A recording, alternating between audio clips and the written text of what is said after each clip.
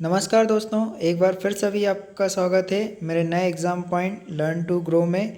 Daily हम discuss करते हैं करंट अफेयर। चलिए आज भी हम शुभारंभ करते हैं 6 दिसंबर 2022 का। जो भी आज के दिन की घटनाएं रही होंगी सुर्खियों में, उसके बारे में हम चर्चा करते हैं आपके साथ।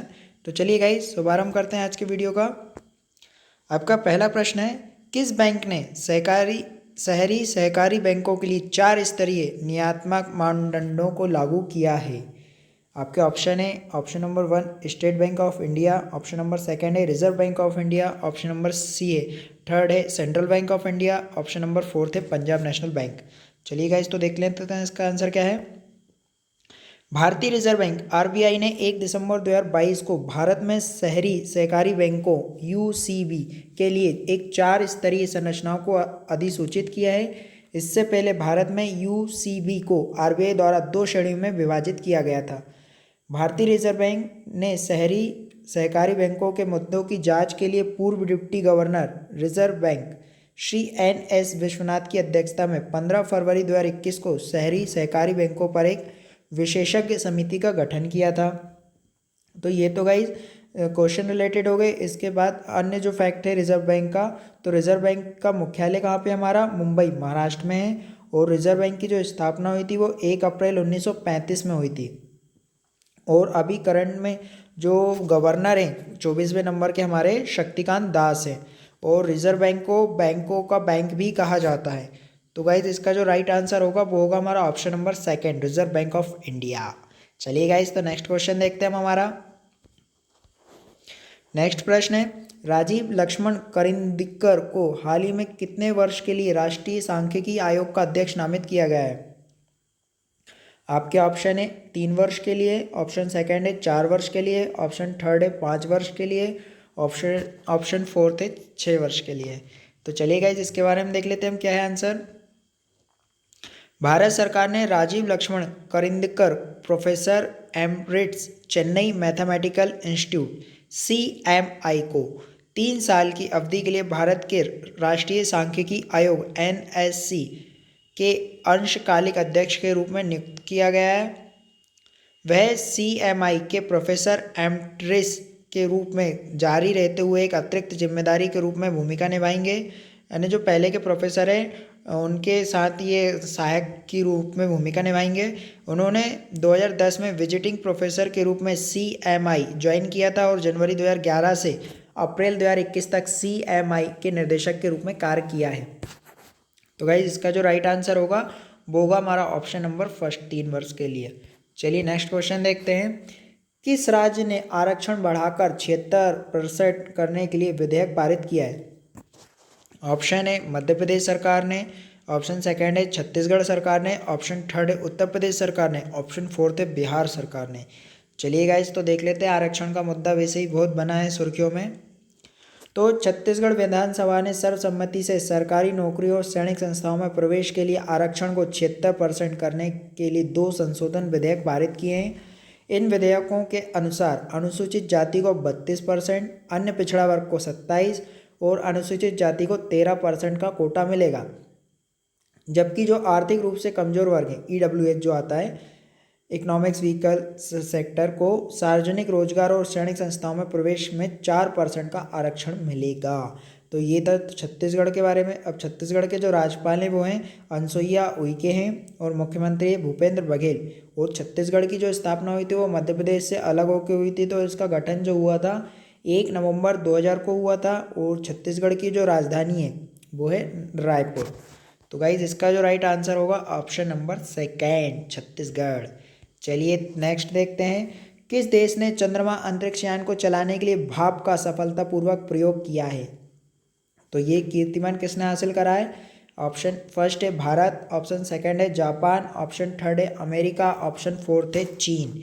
चलिए गाइस तो इसके बारे में भी हम डिस्कस करते हैं आपके साथ। जापान है इसका जो राइट आंसर। तो जापान की अंतरिक्ष एजेंसी जाक्सा, गाइस याद रखिएगा जापान की अंतरिक्ष एजेंसी कौन सी है? जाक्सा ने यह घोषणा की है कि अपने अंतरिक्ष यान को चलाने के लिए भाप का सफलतापूर्वक प्रयोग किया गया है, जिससे नासा के ओरियन अंतरिक्ष यान पर पेलोड में से एक के रूप में लॉन्च किया गया था।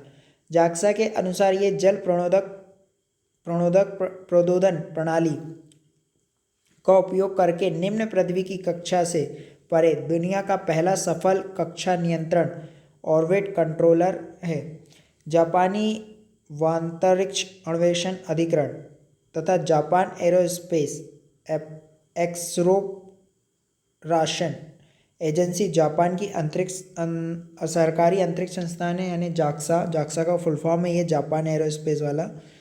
और जाक्सा के वर्तमान संगठन स्वरूप का जो गठन हुआ था वो 2003 में हुआ था, यानी जापान की जो अंतरिक्ष एजेंसी 2003 से अस्तित्व में आई थी। तो इसका जो राइट आंसर होगा वो होगा हमारा जापान। चलिए नेक्स्ट क्वेश्चन देखते हैं। हार्नबिल फेस्टिवल किस भारतीय राज्य का प्रमुख सांस्कृतिक कार्यक्रम है? गाइज ये कल की वीडियो में भी हमने डिस्कस करा था इसके बारे में, आज ये क्वेश्चन सुर्खियों में आ चुका है।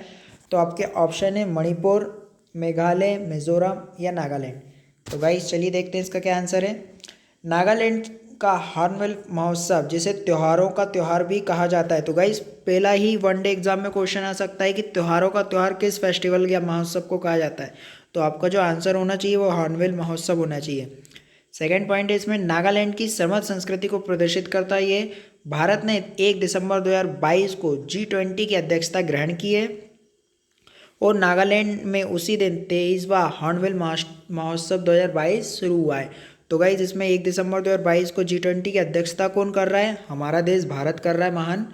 और ये अंतर जनजातीय संपर्क को प्रोत्साहित करने और नागालैंड की संस्कृति विरासत को बढ़ावा देने के लिए नागालैंड सरकार द्वारा आयोजित किया जा रहा है। तो गाइज इसका जो राइट आंसर होगा हमारा होगा option number D, Nagaland. 7 sister जिसे कहा जाता है उसमें आते हैं जी। नेक्स्ट क्वेश्चन है गाइज, हाल ही में खबरों में रहा सेमरू ज्वालामुखी सेमरू वॉल्केनो किस देश में स्थित है? आपके ऑप्शन है, option number A Bharat, option number B है अमेरिका, ऑप्शन नंबर सी है इंडोनेशिया, ऑप्शन नंबर डी है फिलीपींस, माय फेवरेट कंट्री। चलिए देखते हैं क्या है। इंडोनेशिया के जावा द्वीप में सेमोरी ज्वालामुखी में विस्फोट शुरू हो गया है। विस्फोट के कारण ज्वालामुखी राख फैली और पूर्वी जावा प्रांत में 2000 से अधिक निवासियों को सुरक्षित स्थानों पर निकाला गया। तो जो ज्वालामुखी के कारण जो विस्फोट हुआ उससे यानी पूर्वी जावा प्रांत में 2000 लोगों को रेस्क्यू किया गया है। इंडोनेशिया की आपदा प्रबंधन एजेंसी के अनुसार अभी तक किसी के घायल होने या मरने की कोई सूचना नहीं है। तो ये तो ज्वालामुखी था जो इंडोनेशिया में था। अब इंडोनेशिया के बारे में हम थोड़ा सा डिस्कस कर लेते हैं। इंडोनेशिया जो है माउंट सेमोरी राजधानी जकार्ता से लगभग 640 किलोमीटर दक्षिण पूर्व में स्थित है। जो सेमोरी ज्वालामुखी है ये जो राजधानी है इंडोनेशिया की उससे 640 किलोमीटर दक्षिण पूर्व में स्थित है। और इंडोनेशिया गणराज्य दक्षिण पूर्व एशिया और ओरेनेशिया में स्थित एक विशाल देश है जिसकी राजधानी जकार्ता है। तो ये इंडोनेशिया के बारे में था। तो गाइज इसका जो राइट आंसर होगा वो होगा हमारा ऑप्शन नंबर सी, इंडोनेशिया। चलिए गाइज नेक्स्ट क्वेश्चन देखते हैं। हाल ही में भारत का पहला डार्क नाइट स्काई रिजर्व कहाँ बनेगा? आपके ऑप्शन है, ऑप्शन नंबर ए Jammu Kashmir, option number second है लद्दाख, ऑप्शन नंबर थर्ड है गोवा, ऑप्शन नंबर फोर्थ है कर्नाटका। चलिए देखते हैं क्या है इसका राइट आंसर। लद्दाख के हरने में चांगथांग वन्यजीव अभ्यारण्य का एक हिस्सा भारत का पहला डार्क स्काई रिजर्व बनने के लिए तैयार है। ये साइट खगोल विज्ञान पर्यटन को भी बढ़ावा देगी, जिससे विज्ञान के माध्यम से स्थानीय पर्यटन को बढ़ावा मिलेगा। लद्दाख भारत का एक केंद्र शासित प्रदेश है जो उत्तर में काराकोरम पर्वत और दक्षिण में हिमालय पर्वत के बीच में स्थित है। तो लद्दाख कहाँ पे स्थित है? हमारा काराकोरम पर्वत और दक्षिण में हिमालय पर्वत के बीच में स्थित है। और लद्दाख भारत का एक केंद्र शासित प्रदेश है जो 31 अक्टूबर 2019 से केंद्र शासित प्रदेश के रूप में गठित हुआ है। तो लद्दाख के जो उपराज्यपाल कौन है? अभी वहाँ पे मुख्यमंत्री तो कोई भी नहीं है, बट उपराज्यपाल जो है वो राधाकृष्ण माथुर है। और जब लद्दाख का जो उच्च न्यायालय वो जम्मू कश्मीर और लद्दाख उच्च न्यायालय लगता है। और लद्दाख में 2 ही ज़िले हैं, एक लेह और एक कारगिल, जो लद्दाख में आते हैं। लद्दाख की जो पॉपुलेशन है समथिंग 2000 यानी 3000 समथिंग इसकी पॉपुलेशन है। तो गाइज इसका जो राइट आंसर होगा वो होगा हमारा ऑप्शन नंबर सेकंड, लद्दाख। चलिए गाइज आज तक के लिए इतना ही था। Thanks for watching, subscribe and press the bell icon for new notification. और गाइज जितना हो सके इस वीडियो को शेयर और सब्सक्राइब कीजिएगा ताकि दूसरों को भी इससे मदद मिल सके। जब तक के लिए आप भी स्टडी करते रहिए। Till then goodbye guys.